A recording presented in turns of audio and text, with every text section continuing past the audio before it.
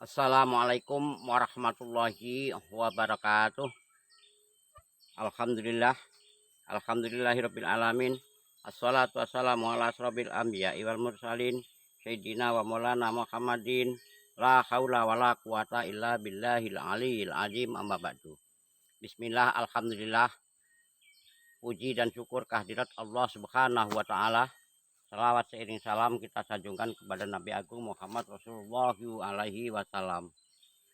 Selamat siang, salam hormat kepada guru kami Mamas Karyo yang selalu kami hormati, kami muliakan dan kami sanjung. Dan salam sayangku kepada para master, para mbakter, para netizen dimanapun kalian berada. Semoga kalian diberi kesehatan, kenikmatan, rezeki yang banyak, rezeki yang berkah, rezeki yang barokah. Pada siang hari ini menjelang sore, Pak D ini mencari keberadaan si blorong yang sangat biadab. Blorong ini memang sengaja Pak D cari. Kenapa Pak D cari? Pak D memberanikan mencari blorong karena Pak D ini mendidih. Mendidih, darahnya mendidih, ingin makan yang namanya blorong yang sangat kurang ajar, biadab. Blorong dan masa lembu itu kalau ketemu pun Pak D nggak takut. Ini benar, demi Allah nggak takut, karena Pak D sudah punya pelindung yang namanya diberikan. Memang kami tidak menyambungkan karena kami Pak D ini sudah dikasih wasiat, dikasih amalan, dikasih segala macam dari Mbah Sinso, dari Syekh, dan dari guru, termasuk yang diberikan oleh para ulama terdahulu. Maka kami mencari keberadaan si blorong seandainya dia tahu.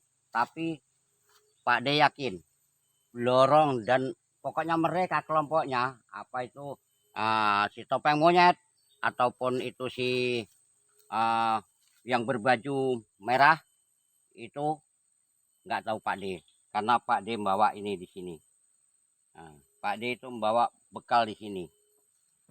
Jadi mereka nggak ngelihat Pak D, walaupun dia banyak sebanyak apapun nggak lihat Pak D.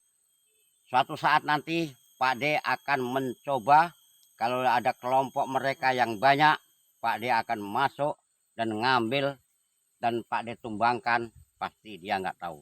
Ini mendeteksi dulu di mana keberadaan blorong, di mana keberadaan masa lembu. Karena ini Pak D sudah nggak memikirkan Sela. Sela juga ilmunya juga kuat, tapi nggak memikirkan Sela. Gara-gara Sela lah bisa, gara-gara Sela lah kami terombang-ambing. Jadi kami banyak PR, kami banyak pekerjaan. Akhirnya sehingga guru pun menyarankan kepada murid-muridnya untuk mencari dan mencari. Kali ini Pak D nggak mikir Sela lagi, nggak peduli mau Sela mau apa. Gara-gara Sela lah, gara-gara Sela, ayo sambil jalan. Gara-gara Sela lah kita jadi seperti ini. Jadi sebelum kita sampai ke tempat tempat tujuan kita ini, keberadaan antek blorong, antek masa lembu, itu Pak D lebih baik selawatan dulu. Bismillahirrahmanirrahim. Sallallahu ala Muhammad, sallallahu alaihi wasallam, sallallahu ala Muhammad, sallallahu alaihi wasallam. Anta samsun anta badrun, anta nurun fauqa nuri, anta samsun anta badrun. Itulah kalau suara orang tua ya. Kita gas sedikit udah batuk karena napasnya udah di ujung-ujung tenggorokan. Anta nurun fauqa nuri, anta isiru aqali, anta misbahu suduri. Selawat, selawat, selawat. Karena selawat itu bisa menenangkan diri, bisa menenangkan pikiran kita jadi adem ayem seperti banyu swindu. Maka ini mari kita jalan untuk mendeteksi, karena tadi pagi saya deteksi di sini, di wilayah ini. Ini wilayah ini pun Pak D nggak tahu ini wilayah mana, Pak D juga nggak tahu. Pak D nggak tahu ini wilayah mana, karena di ini jalan ini pun sebelah sana itu jalan, bisa di apa itu Pak D nggak tahu jalan mana itu. Coba nampak jalan, nampak ya. Di sini Pak D nggak tahu arahnya ini mana. Benar, walaupun apa itu yang terjadi, Pak D sudah berani nanggung resikonya. Jadi bismillahirrahmanirrahim, yuk kita jalan.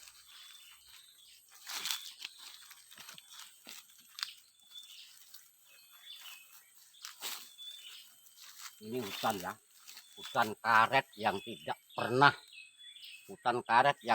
pernah dilalui oleh manusia. Ini karet di hutan, bukan karet apa tanaman apa bukan, Pak D nggak tahu. Coba sana, itu hutan belantara, hutan besar tuh. Itu disitulah setelah Pak D deteksi tadi di wilayah itu, daerah situlah, daerah situ atau dari karena di sana itu ada rumahnya. Sana. Coba tuh jauh, nampak rumah, nampak ya. Nampak rumah. Coba kita lihat ada nampak rumah enggak, mana tadi.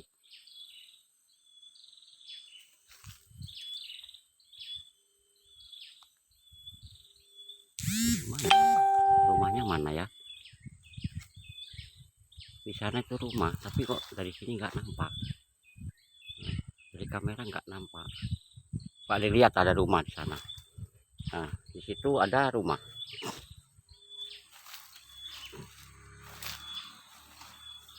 Ini dekat dengan jalan, tapi bukan jalan raya, jalan kecil, nah, hutan. Kalau ada begal pun pokoknya merah.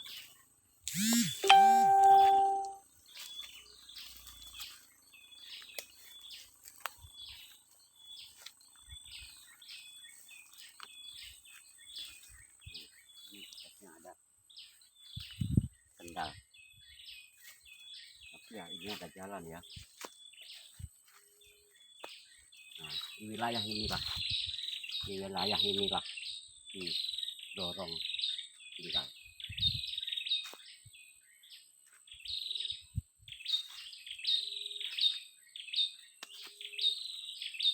Oh, sudah selesai.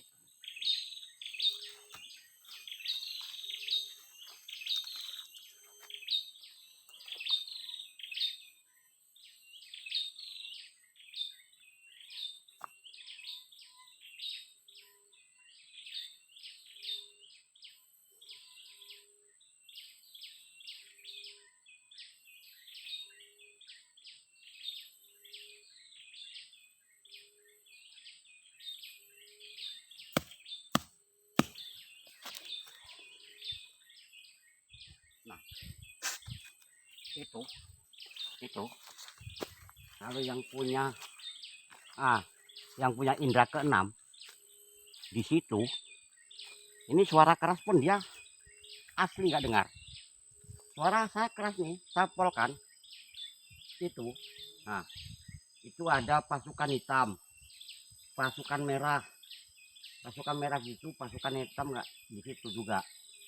tapi yang ada pelorong saja. Masa lembunya nggak nampak. Masa lembunya nggak nampak.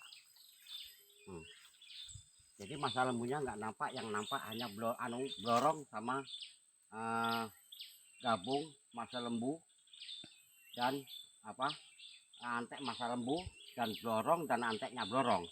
Antek blorong itu yang hitam, yang bertopeng-topeng monyet itu di situ tuh. Ya nampaknya ngeliat sini juga, tapi dia nggak tahu karena saya pun pakai pagar ini, dia nggak tahu saya. Nah di situ ini tinggal lapor saja kepada guru. Nah ini nanti kalau saya pulang langsung lapor sama guru, disitulah mereka. Nah itu malah sela tuh, sela tuh nampak ya. Nah netizen nampak, kalau ada yang nampak bilang, kalau ada yang nampak. Nah kalau ada yang nampak, ada nggak nampak. Ini hutan ini nyamuk lulu, padahal ini panas. Nah nyamuk ini banyak kali nyamuk. Itu ada sela, bajunya juga tetap putih. Bajunya tetap putih. Selanya sedang makan apa itu saya lihat. Tapi masa lembunya kok nggak nampak. Alhamdulillah sudah ketemu. Inilah bagian Pak D ini memang hanya mendeteksi, mencari titik temu di mana keberadaan mereka sudah Pak D ketahui. Itu. Itu jalan ke sana, jalan sana tuh dia. Jalan ke sana dia, jalan. Oh, malah ritual. Mau kumpul ya. Udah kumpul semua, kumpul ritual. Tapi kok yang merah aja, yang hitam di sana, yang di itu merah, pasukan merah. Yang hitam di situ, yang hitam duduk sama sela. Inilah gara-gara sela. Makanya kalau para netizen jangan lagi mencari-cari siapa yang salah, siapa yang gegabah, siapa yang nggak menghormati apa kata guru. Tidak, jangan sekali-kali saling menyalahkan yang namanya murid PSS. Murid PSS sudah patuh. Murid PSS mau muda, mau tua, mau laki, perempuan, bakter atau master, semua patuh kepada guru. Apa yang dikatakan guru itu dijalankan. Itulah tugas para master, termasuk Pak D. Tugasnya Pak D untuk mendeteksi ini bagaimana kurang patuh. Kalau netizen nyalahkan sama murid, Pak D ya keberatan lah ya. Kalau disalah-salahkan bagaimana? Karena murid ini sudah patuh. Kalau mencari kesalahan, kalau yang Pak D rasakan selama ini menurut saya itu ada kesalahan pada guru. Ada kesalahan pada guru. Karena Pak D dulu sudah mengingatkan, sudah pernah tabayun bersama master-master. Di situ Master Jim, di situ Master Ivan, di situ ada Master Angga, di situ ada Master Andri, di situ ada Master Sulam, di situ dan lagi yang lainnya ada juga di situ. Kumpul malam-malam. Bahkan Pak D itu menentang guru. Bagaimana menentangnya? Pak D itu nggak setuju kalau guru itu didekatin sama para ronggeng-ronggeng. Dan ronggeng menyintai, lalu guru itu menerima. Lalu guru melayani si ronggeng-ronggeng itu. Boleh menyintai, tapi kan tidak harus memiliki. Padahal cintanya cinta buta, cinta asal ngawur. Kalau si ronggeng-ronggeng ini cintanya itu nggak tulus. Mungkin dia ada maunya, ada udang di balik batu. Benar dugaan Pak D. Karena waktu episode terakhir kami mengatakan episode terakhir pada waktu itu yang kedatangan Joger Ganas, kedatangan Sapu Lidi, kedatangan Gus Nur Samsun GNS itu, kedatangan Gus Idris plus Bunda Uminya Gus Idris. Beliau sudah keroyo-royo jauh-jauh dari Jawa Timur untuk membantu kita PSS. Padepokan Sendang Sejagat ini sudah dibantu para guru-guru spiritual yang handal. Beliau ini spiritual yang handal, sudah bantu kita. Dan di situ datanglah kakek, sepertinya Sunan siapa, kami nggak tahu, nggak berani menyebut namanya karena nggak pasti, karena kami nggak tahu. Pokoknya seperti seorang Sunan. Jangan-jangan memang wali, karena kedatangan si sang wali tersebut itu mereka semua rubuh, bisa dikatakan setengah mati, tergelapar semua tanpa kecuali. Hanya seorang Mamas Karyolah, guru Mamas Karyolah yang bisa duduk dengan tenang. Lalu dikasih mantra-mantra, kami nggak tahu apa, karena di kedua tangan beliau si sang wali tadi itu nyala benda yang nyala merah, apa itu nggak tahu, karena kami pun di situ sudah semua pingsan sih. Semua murid pingsan semua, jangankan orang semua aja, istrinya Gus Idris juga pingsan di situ, nggak berdaya. Jadi agar pertolongan sang Sunan tadi lah guru bisa bebas, bisa lepas. Bahkan guru menggebrak tanah begini, Allahu Akbar, bangun, semua bangun, termasuk ronggeng bangun. Para guru-guru, para murid-murid, para ronggeng semua hidup kembali. Nah, itu digebrak tanahnya. Bumi menggebrak bumi 3 kali, itu semuanya terbangun.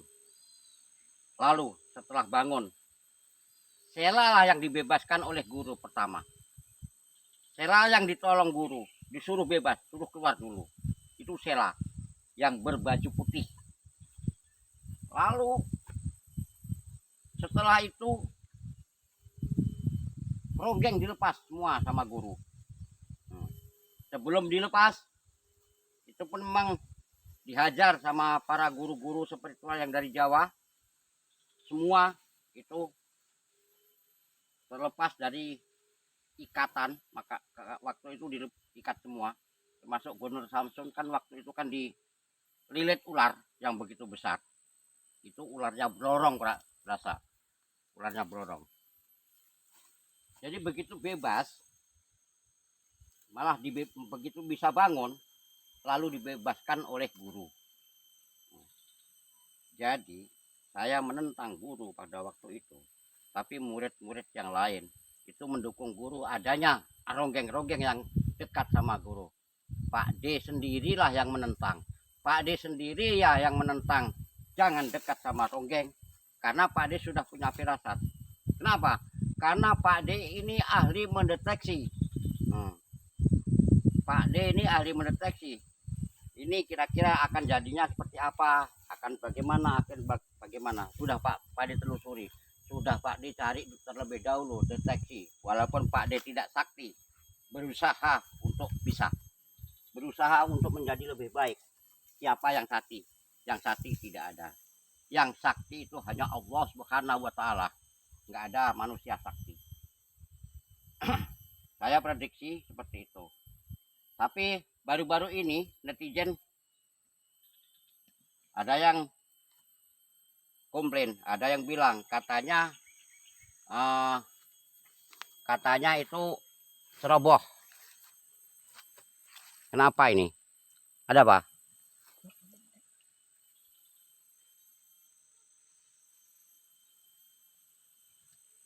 Nah, katanya ceroboh. Tidak ceroboh. Murid itu sudah menjalankan tugas dengan benar. 1 menit lagi. Nah, Kalau 1 menit lagi, ini kami membeberkan semua yang guru jalankan. Itu pun menurut Pak D ya, ada kekeliruan, ada kesalahan dari guru. Makanya jangan terlalu menyalahkan murid-murid. Murid-murid tidak salah, murid sudah jalankan. Kita ini tentara ibaratnya, ditugaskan oleh Panglima, dijalankan dengan baik. Apa kata Panglima? Kesana ini ya, karena terlebih dahulu sudah ditelik sandikan dulu. Siapa telik sandinya? Pak D. Siapa itu intelnya? Pak D. Nah, telik sandinya Pak D. Telik sandinya sebelumnya untuk mencari lokasi-lokasi itu Pak D. Lalu Pak D lapor pada guru. Setelah itu guru memerintahkan kepada prajurit-prajurit tersebut. Makanya kalau ada kejadian kalah, itulah itu jangan salahkan murid. Kita jangan saling menyalahkan guru ya jangan, menyalahkan murid ya jangan. Kalau kalian itu emosi para netizen, mungkin penilaian Pak D begini, kalian emosi ini karena kalian sangat cintanya kepada PSS, sangat cintanya kepada Padepokan Sedang Sejagat, karena cintanya kepada murid dan guru. Saya yakin kalian setia, karena setia kalian Pak D sudah tahu. Karena kalian selalu mengikuti channel Pak D, mengikuti PSS, mengikuti bos PSS, mengikuti Sendang Sejagat, mengikuti Mamas Karya 1, Mamas Karya 2. Kalian semua selalu mengikuti.